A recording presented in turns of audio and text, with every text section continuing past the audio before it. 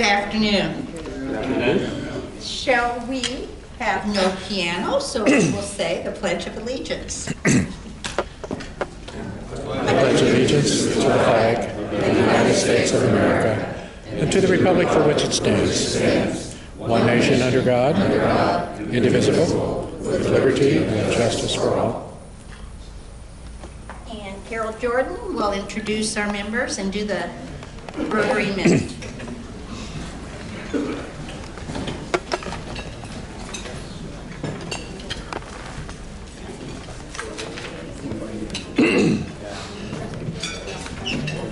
Good afternoon.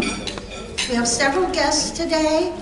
When you're a guest, we ask you to stand up so we can have a look at you and stay standing until I finish introducing all of you. I think we have 5. We're so happy to have you here today, and we'll just kind of give you a little greeting then. So our first guest this is her first day here in the States, right? Or in Kansas, is Laura Koldenhoff. She's an exchange student from the Netherlands that's with the Morrises. Hi, Laura. Our next guest is Joel Chris. Hi, Joel. Hi, Joel. Next guest is Shelby Ravel. Welcome, Shelby. Fawn Moser. Hi, Fawn. And we have Emily Stanley. Hi, Emily. Hi, Emily. So welcome to you all.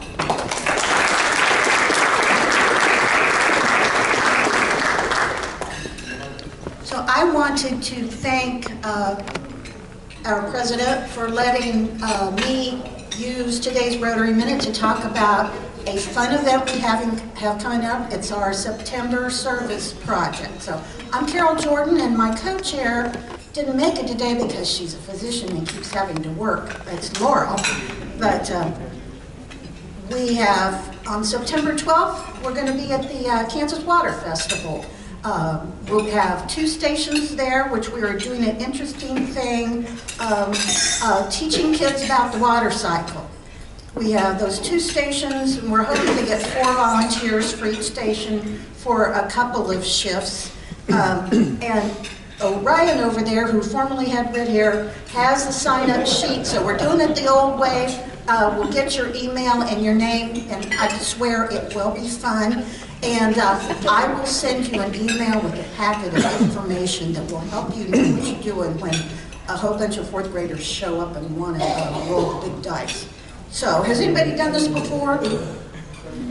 So, as you know, it's sort of fun and it's also sort of hectic sometimes. So that's why Laurel and I have prepared a script that you get ahead of time so you feel a little more comfortable about what you're doing.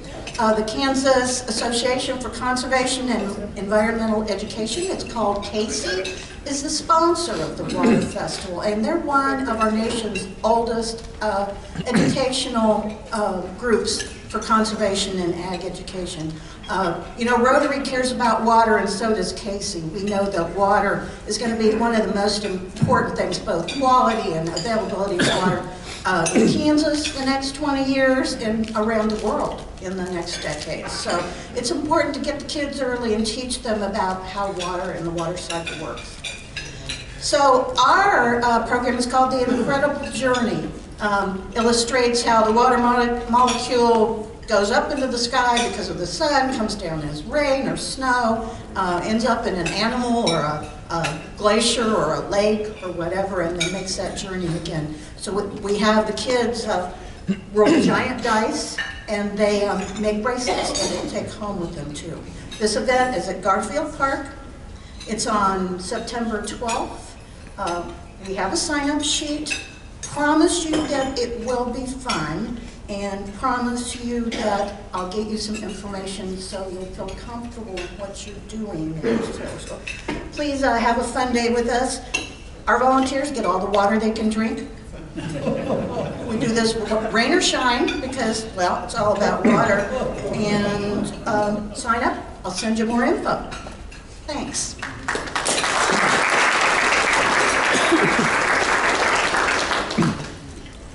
Gordon?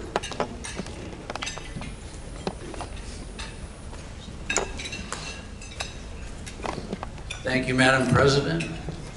I'm pleased to be here today to recognize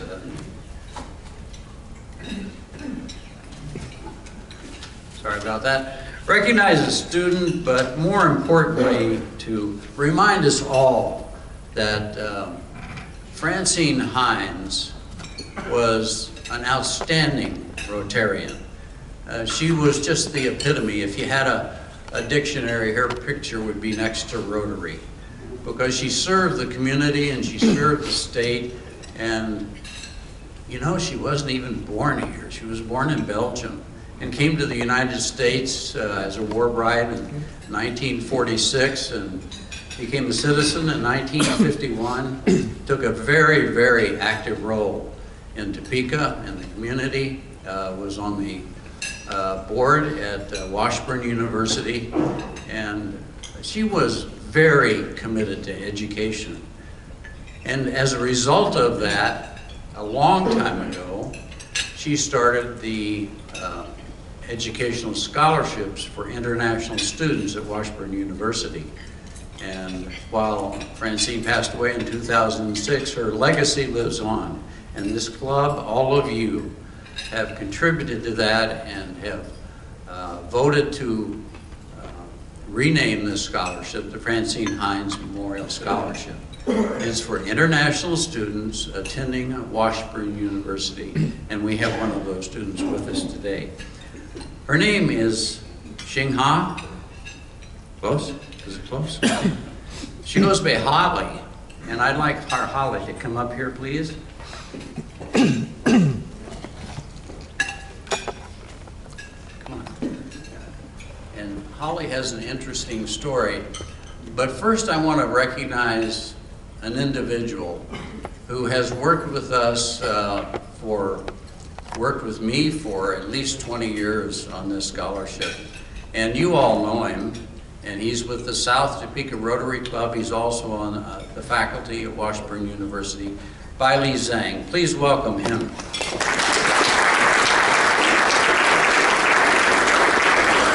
We could not accomplish what we do without Wiley's help. So this young lady came to the United States 4 years ago and has just completed her bachelor's in criminal justice and law enforcement with a minor in mathematics and a GPA of 3.78. She is continuing her education at Washburn University and will be working on her master's degree. And then she has a glimmer of a hope in the future of perhaps going to law school. And as background, her father is a prosecutor in China, and her mother is, what did you tell me? Oh, yeah, she's a banker. I just forgot that tidbit. The list of accomplishments that she's had in her 4 years at Washburn is very long, and I won't take you through all of that. I will say that she's had the opportunity to work, doing an internship in the prosecutor's office 2 years ago in China, and more recently in the law enforcement department at Washburn University, and working with the officers and with dispatch in that arena. So while she has an intention to be an attorney, she also has a focus on law enforcement, criminal justice in particular. And I'd like to present, on behalf of you, because this is from you, a check for a $1,000 scholarship to our student recipient.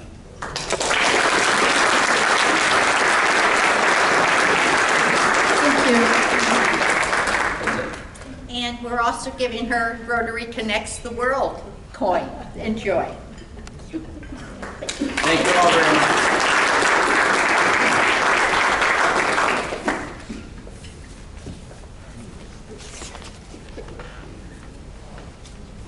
You just never know what's going to happen on an afternoon at a Rotary Club meeting here. Okay. Thank you, Gordon, and congratulations, and Lou. And now, one of the things I wanted to announce to you today is that Kathleen Marker, who is our treasurer and on the executive committee, has found it necessary to resign from her responsibility. And I got her permission to be able to share with you that she found it necessary because of her other obligations that she could no longer be our treasurer. She promised me that she would continue to come to meetings. So, and I told her she needed to be prepared today because she has really provided and done a phenomenal job, and we've updated our financial systems and recording, and she got us straightened out before she resigned.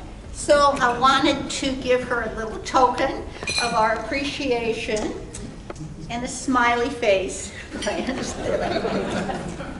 So,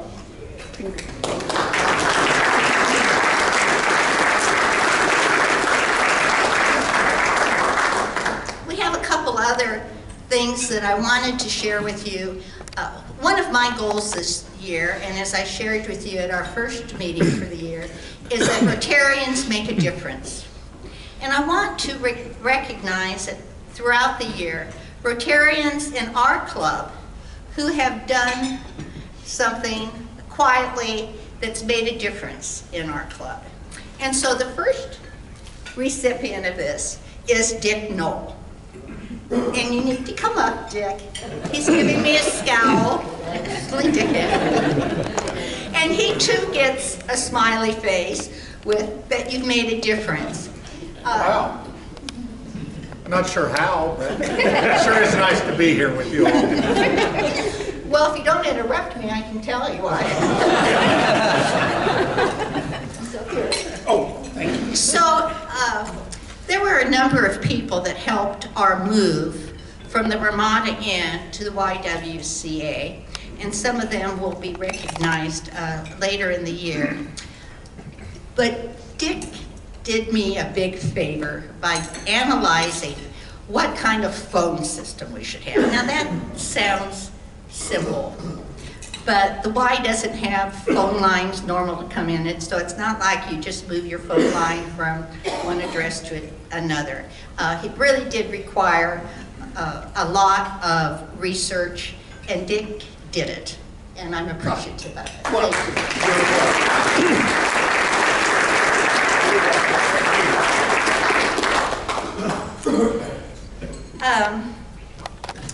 Also, I just wanted to recognize Brian Falk because he has started a new career as a landowner.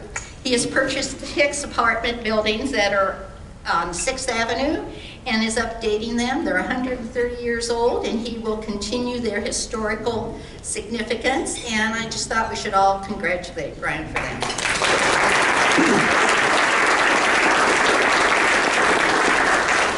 I'm still an architect, though. I didn't give up that.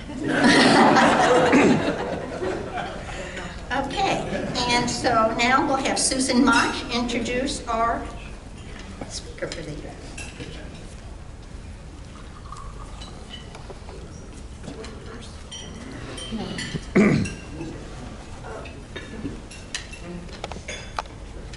Well, over the years, I've introduced a number of speakers at Rotary.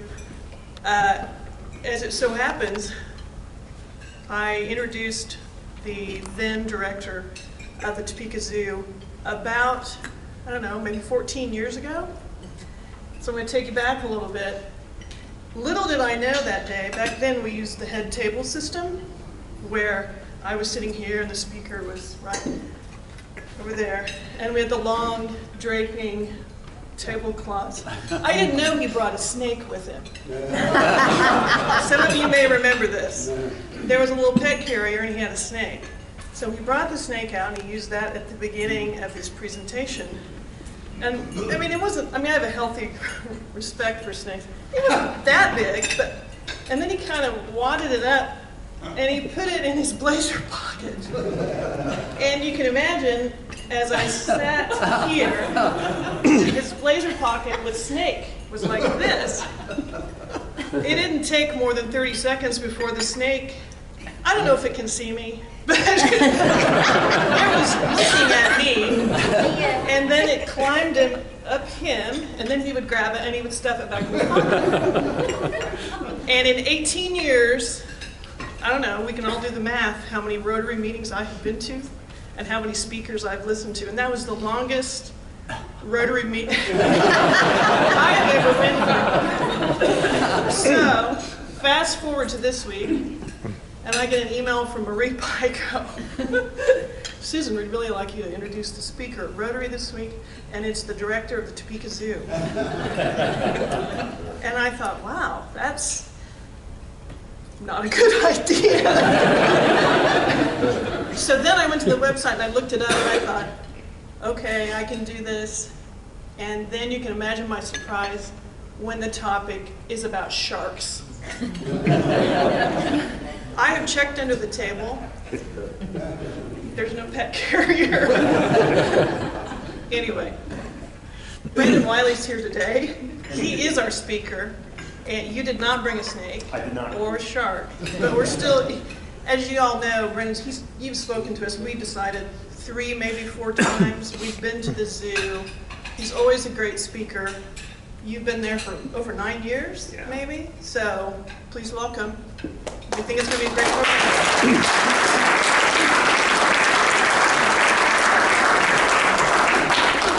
Well, thank you, and it is great to be here. You know, funny thing just happened kind of a minute ago.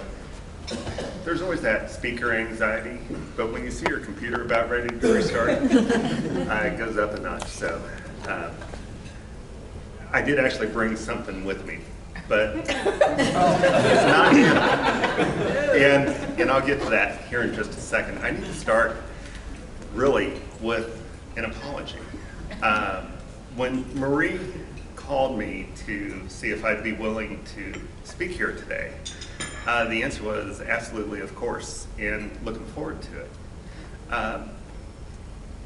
You know, things just got busy over the last several years because what some of you may actually not know is that I'm a member of this club.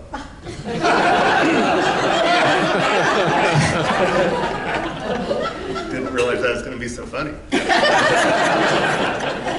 And so when Marie called, I made that promise to myself to straighten that out. So hopefully you're going to see me more. And one day I'll bring a snake. Marie also shared with me that this year's theme is connections to community. And I thought, wow, how appropriate. So sometimes when I do a presentation, I like to start, you know, at the beginning. And I figured I'd start with at least a part of our history because this has been a very notable year. There was another, and it wasn't the director that Susan was speaking of, but there's another zoo director that was a member of this club. And you may remember Gary Clark. Actually, how many people, if you've been a member of this group for at least 30 years, raise your hand. And if you've been a member of this group for 40 years, raise your hand. So, a couple. So, there's a story, of course, about the zoo and Rotary, and a guy named Max.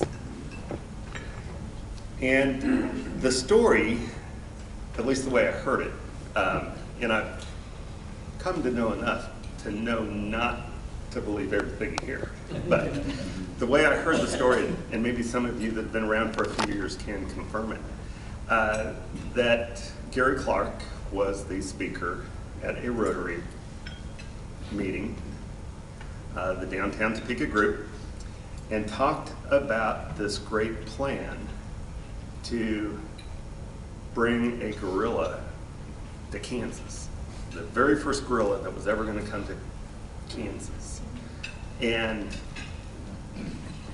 But they just needed funding. So I think Max Falkenstein was the president of the Downtown Topeka Rotary Club that year. And so Max passed a hat, and sure enough, the Downtown Rotary Group raised enough money to pay for Max the gorilla to come to Topeka. So the night that Max passed away, Melissa Bruner sent me this picture and wanted to know if the zoo owned the picture, because she wanted to use it in her newscast. And I said, yeah, the original is sitting on my desk. And it's funny how you learn things. So what I did bring is not an animal, but I brought this, the original picture of Big Max and Little Max. And I'd always just assumed that Gary Clark did this. And I received an email from Betty's son, David, after Max Falkenstein passed, because he also has a copy of this, because his dad, Dr. Mark Morris, was the one that put this together. So there is Rotary history in here, and I'm going to pass these around so that if you get tired of listening to me, you've got something to look at. So, I think I mentioned that when Maria asked me to speak here, she said, well, why don't you talk about sharks? And you can talk about whatever else you want. So we are going to talk about sharks, but we're going to take a minute to get there. First, just wanted to give you kind of an update on some of the projects that are going on at the zoo. And as I look around at this room, a personal thank you to all of you that have made those projects possible. Matter of fact, it was fundraising for this project, Camp Cowabunga, that I met Joni Underwood. She said, hey, you should consider being part of the Downtown Topeka Rotary Group. You know how, well, anyway. So Camp Cowabunga, obviously named after Gary Clark's Cowabunga Safaris.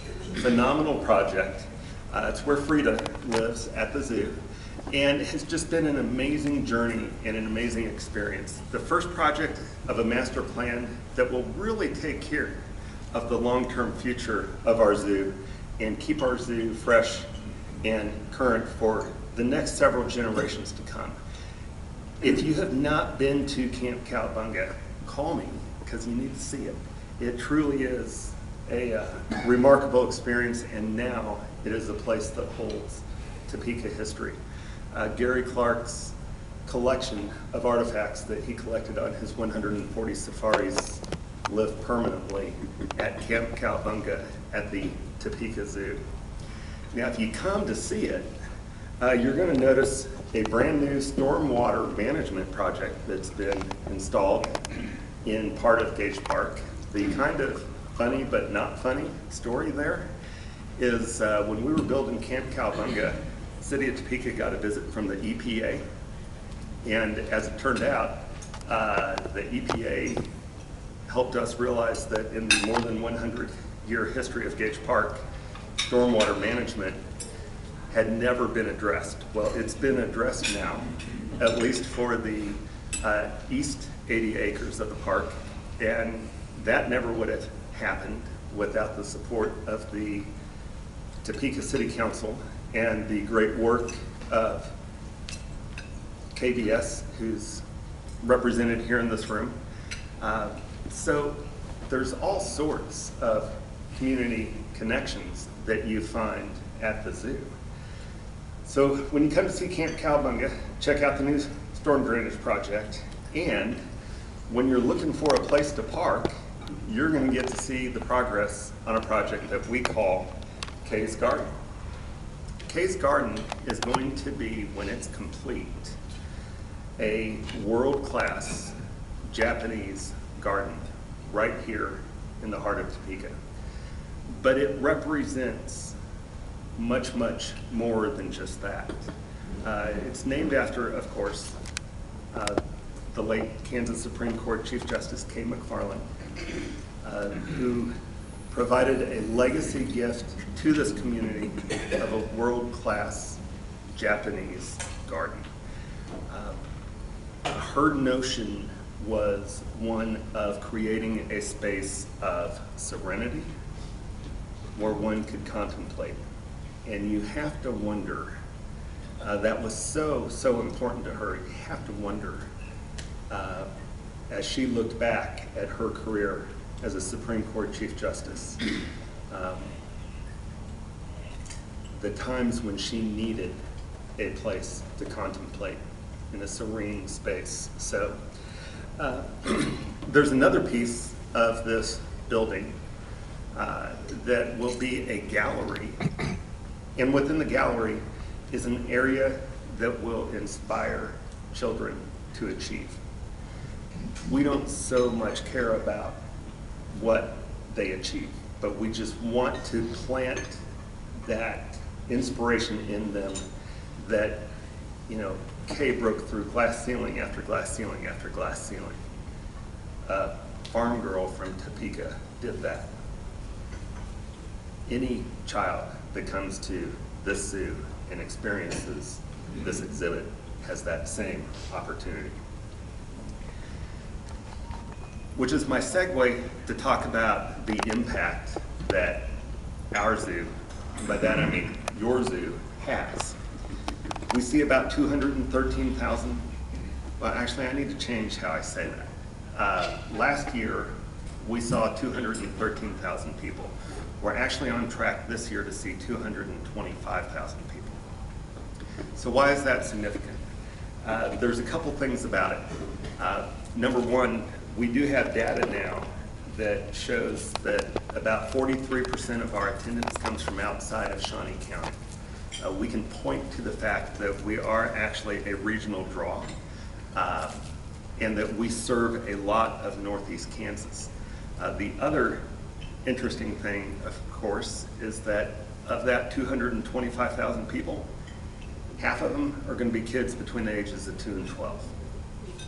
So when we talk about creating places at the zoo that will inspire, encourage, change behavior in children, a lot of children come to our place to experience that. We measure our impact in other ways as well, and one of the things that we're most proud of over the years is how much direct education impact we have. These graphs show number of participants in our fee-based education programs. So these are people that have actually paid a fee, separate from zoo admission, to attend a zoo education program somewhere, whether it's at the zoo, at a school, at a community center. About 26,000 people per year pay for one of our fee-based education programs. And you know, you think about the population of Topeka or Shawnee County, and at first that doesn't make sense. The reason why this makes sense is because of our reach. We provide environmental education to a large chunk of Northeast Kansas with about an hour radius around the city of Topeka. We see school buses from Emporia, we see school buses from Leavenworth County, Johnson County, because if you're at that hour range, it's easier to get in and out of our zoo than it is the Sedgwick County Zoo or the Kansas City Zoo. So it's amazing the draw and the range that we see kids come to us from. So as we've learned more about that, we've changed our programming. And one of the things that we did this summer that was just truly phenomenal, we've had a successful summer camp program for teens for the last 4 years now. And when we started that, what we heard was, well, it'll never work, they're teenagers. Well, as it turns out, if you keep them extremely busy during those camps, it works really well. We went from 1 week 3 years ago, this being the 4th year, we had 6 sold-out weeks of teen camps, but we took it a step further. Anyone a member of the Women's Fund in this room? I should have known. I'm sorry, Joni. Good. With the Women's Fund, we were able to extend that teen camp program to disadvantaged teenagers in our community and provide scholarships for them to attend. Our hope is that if we can get disadvantaged teens engaged in the zoo through scholarships, then those same teens can be our future camp counselors, our future employees, and that as we develop those individuals, our zoo becomes more of a reflection of what our community looks like and is. And it's just an amazing program that thrilled to be a part of. And as you look at these pictures, these are the types of activities that we take kids, we get them out into the field, we keep them busy, and it's remarkable, it's just remarkable to see the end results with academic performance improving, with them selecting fields of study in the sciences. It's just something that we're really proud of. You know, I should have thought, there's going to be a city council member in this room, and I didn't want to open a conversation, but I just want to share this. One of the things that you may be hearing more about in the news this year is the idea that the city is evaluating changing the governance of the zoo.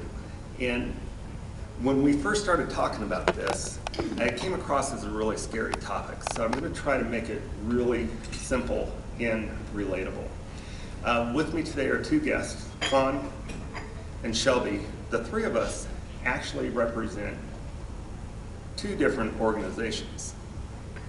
And we work together as one team to operate a facility that technically doesn't exist, and that's the Topeka Zoo. The Topeka Zoo is a DBA, doing business as. The real operators are the City of Topeka and Friends of the Topeka Zoo. But you'll see our logo. Sorry, you'll see our logo. We both wear the same because we're one team operating the facility together.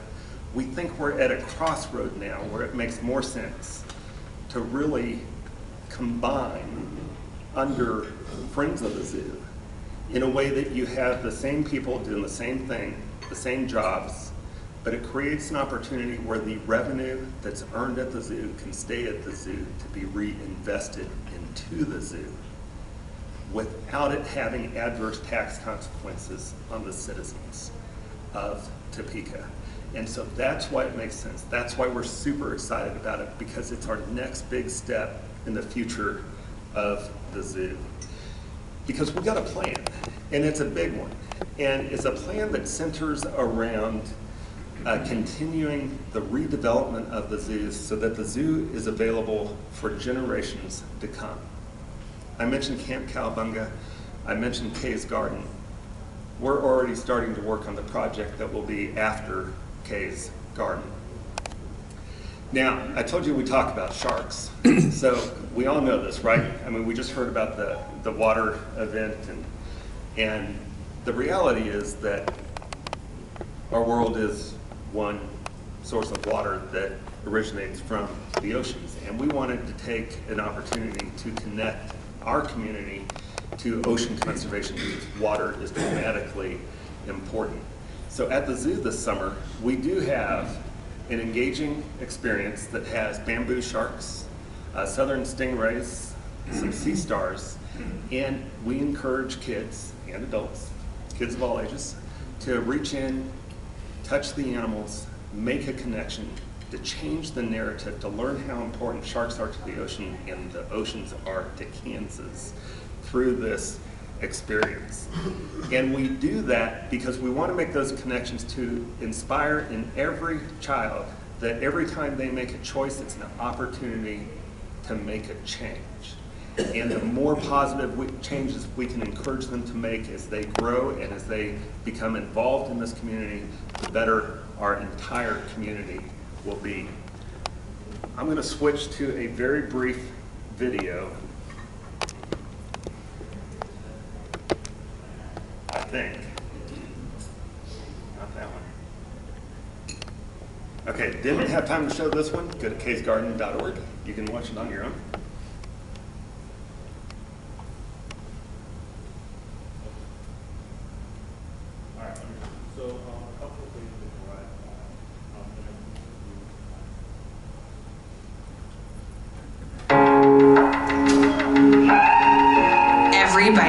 I don't care who you are, loves animals. It doesn't matter if it's in a zoo or if you see a deer while you're on a hike. Like, people want to know specifically about the animals. And it's almost like they feel as if the Topeka Zoo animals are part of their family. They just inspire people. We're already seeing the nostalgia with the girls just because they've grown up coming to the zoo. Every time we come, we see something different. They really have this sense of pride and ownership. They feel like they know every inch of the zoo, and so they kind of have become their own little zoo tour guides. I'm a family of 5, and so to be able to come to the zoo with my family is just priceless to me. And my favorite is watching my kids love to be in an environment that they can flourish. A typical day for me has never happened here. You kind of get to see the zookeeper's job as we're doing it, as opposed to usually in a lot of larger places, it's very much done before you get there. I think zoos are so important to communities for so many reasons. We participate in these conservation initiatives to save these animals from extinction. And so not only is it an amazing family-friendly place, they get to see these incredible animals that nobody has seen. I feel like the heart of what the zoo has done has really changed. And so I come back because I get to have a relationship with my kids in the most natural setting with animals that they love right here in our own town.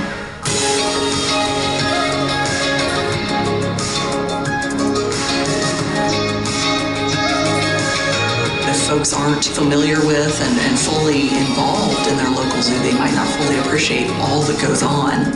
I think the biggest misconception of zoos today is that they are just animals and bosses. Zoos educate the public about animals and about conservation and just what's around us. I think it can help people act on an individual level for conservation. I mean, we share this planet. We should help in what way we can for other species. Thanks for letting us be here today. If you haven't been to the zoo in a while, call me. We'll change that. Thank you.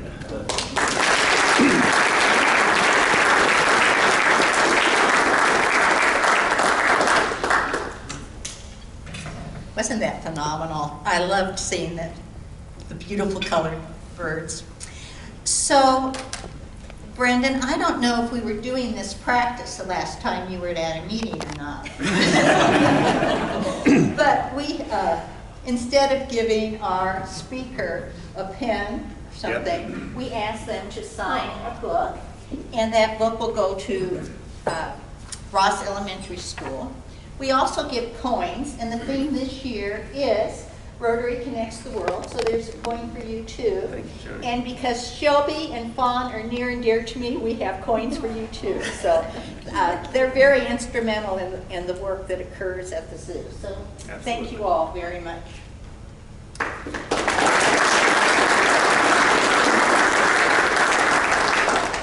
Okay, first of all, there will be a very brief Board of Directors meeting right after this meeting so we can fill the vacant treasurer position. I don't want that empty very long.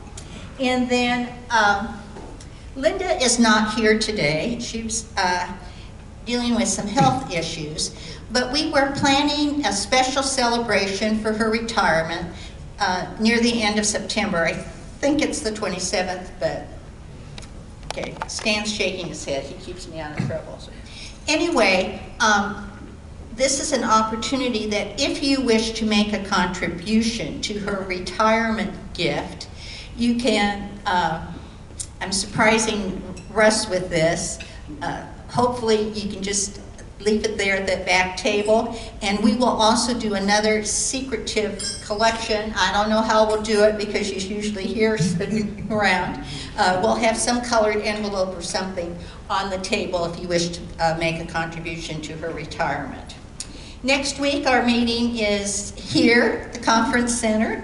I think that's four times, so we're getting better being in the same location. And our program is the AmeriCorps team, so I think it shall be fascinating. I think the entire team will be here and sitting at different tables, so be sure and greet them and learn about what AmeriCorps is doing here in our city. Thank you very much, and with that, we'll end with a four-way test. With the things you say or do, is it the truth? Is it fair to all concerned? Will it build better friendships? Will it And will it be fun?